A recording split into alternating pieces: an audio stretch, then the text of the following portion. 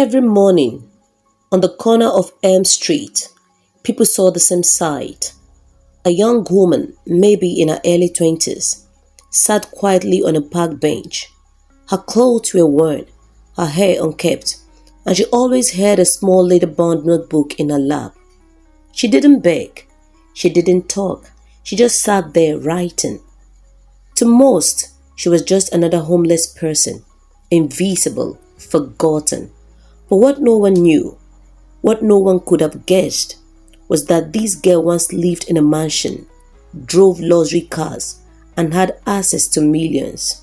Her name was Bianca Benson. 2 years earlier, Bianca was living a dream life.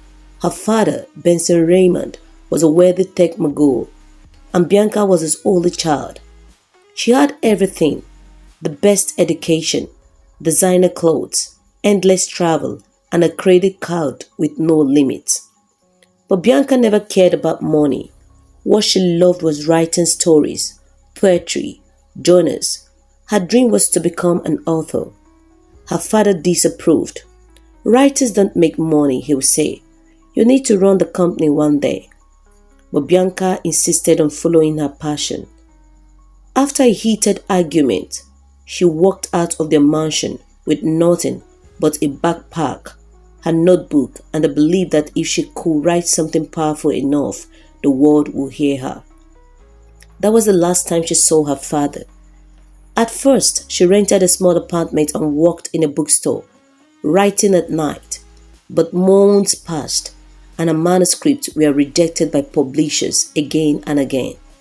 Her money ran out, the bookstore closed, her landlord kicked her out.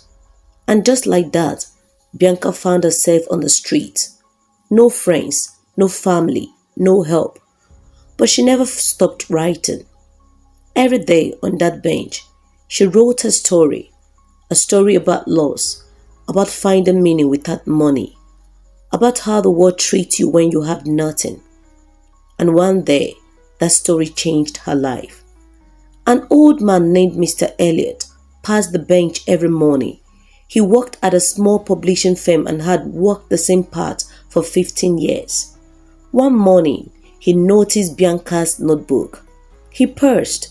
"You're always writing. What is it?" he asked gently. Bianca hesitated, then said, "It's my story." He nodded. "Will you let me read it?" For some reasons, she said yes. He took it home. He read through the night, and when he returned the next day, he was in tears. "This is one of the most powerful things I've ever read," Mr. Elliot told her. "You didn't just write a story, you lived one."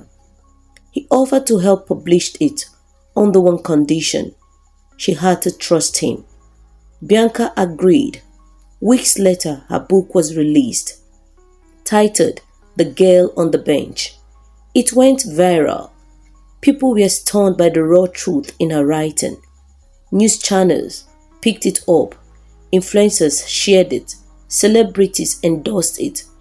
In just 3 months, Bianca went from homeless to a best-selling author.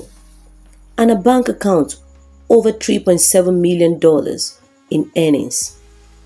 Bianca never told the media who she really was. She let them believe she came from nowhere. But deep inside, she wondered about her father. Did he know? Did he care? Then one day, she got a letter from a hospital.